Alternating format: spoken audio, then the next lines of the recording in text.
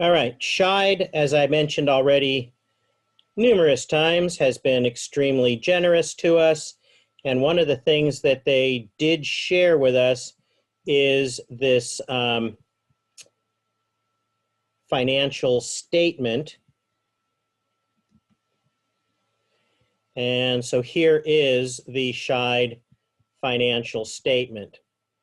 And so they have, they have here, and let me zoom in a little better, the independent auditor's report, a balance sheet, the statement of operations, the statement of stockholders' equity and comprehensive income or an income statement, and the cash flow statement. So they've got a fancier terms here in their index, but they're the same things we saw in the PowerPoint. And here you can see the balance sheet. And a balance sheet gets its name, where did I go? Balance sheet gets its name because it balances. If we look at the total amount of money owed, it's money owed to loans, to banks, to investors, to creditors for things we owe, accounts payable, whatever it is, we owe money. Whatever's left over, we owe to the stockholders, the owners of the company. And so you'll notice 99,693. How much is the assets of the company? 99,693. They have to be the same number. Your assets are how much that company owns. What you own is exactly the same as what you owe. Always. And the reason is because, let's say we'll have simple numbers here. Let's say I have a tiny little company worth $100,000 and I owe only one debt to the bank for $50,000. So I own $100,000. I owe $50,000. Where does that other $50,000 go? That other $50,000 is owed by the business to me as the owner. The business owes any excess equity value it owes the owners. So if I've got $100,000 worth of company, $50,000 in debt, the other $50,000 is considered equity or value in the company, and that equity or value is owed to the owners. All right? And so here we look at all the major assets in thousands of dollars. So if you add an extra 3 zeros here, that means they have $99 million in assets. And the equity portion, after they subtracted all of the other debts, what's left over, the total equity or value left over in the company, is $43 million that is owned by the owners. And this is two of them. This is 2006 versus 2005. Okay, so this is just a sample going back in history a little bit. And then consolidated statement of operations. This is looking at the revenues and costs.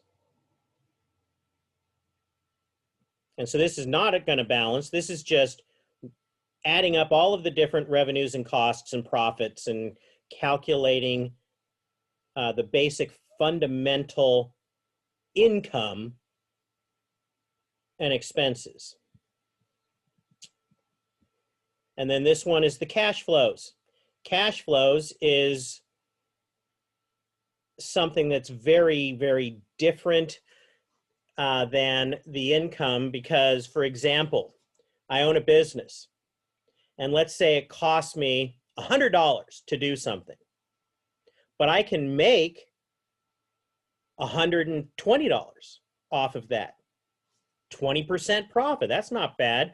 I can put on paper that my income statement says that, you know, if I make a whole bunch of these, for every one I make, it costs me 100 and I earn 20 bucks profit on it.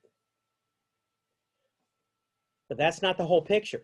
That's looking at the year or the quarter, you know, some time frame. What if I can make those 100 bucks or 120 bucks, but it's going to take me a year and a half to get that 120 bucks, or 3 years to get that 120 bucks. But I keep spending money to make the product and sell it for 100 bucks. I keep spending the 100. I keep spending it, but I'm not seeing the profit yet. I can go broke before I ever get my income. So the total concept of a income and expenses report, the last one we saw, is an important concept. But you got to look at the cash flow. Can I afford to do that? What is my cash flow? And the cash flow statement looks specifically at that. And I'm not going to go through it, but it walks through the cash flow to look at how your cash is moving through the company. You can take an accounting class or a business class to get into that. Summary, report, and, you know, I'm not going to go into any more detail. Property and plant equipment. So this is a real statement from Scheid. And so you can look at what kinds of numbers go in there, and for an operation of a, you know, roughly $100 million company, what do their numbers look like? Now, there's way more detail than this. This is a summary you take to the bank.